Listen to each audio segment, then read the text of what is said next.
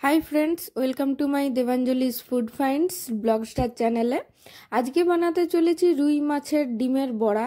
তো প্রথমে আমি ভালো করে মাছের ডিমটা ধুয়ে পরিষ্কার করে তাতে স্বাদ মতন লবণ অ্যাড করে নিচ্ছি।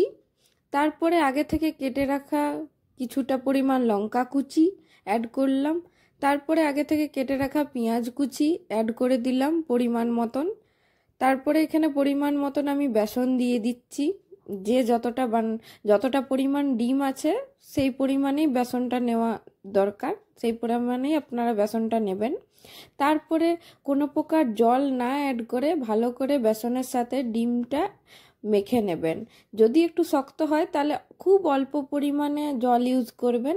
এখানে আমি আগে থেকেই কড়াই গরম করতে দিয়ে দিয়েছিলাম। আমি বড়াটা এখানে সরষের তেলে করছি, আপনারা সাদা তেলেও করতে পারেন।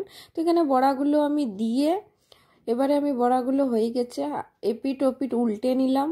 উল্টে পরে হালকা গোল্ডেন কালার হওয়া অবধি আমি বড়াগুলো ফ্রাই করব। খুব বেশি ফ্রাই করবেন না, তাহলে শক্ত হয়ে যেতে পারে। এবারে বড়াগুলো গোল্ডেন কালারেও চলে এসছে। এবার আমি ধীরে ধীরে বড়াগুলোকে তুলে নিচ্ছি। আজকের ভিডিওটা যদি তোমাদের ভালো লেগে থাকে তাহলে খুব লাইক করে দিও, কমেন্ট করে দিও অ্যান্ড শেয়ার করে দিও। আর অবশ্যই তোমরা নিজেরা বাড়িতে ট্রাই করো আর আমাকে কমেন্ট বক্সে জানিও।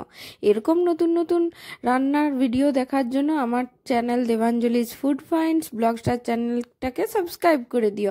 Thank you for watching.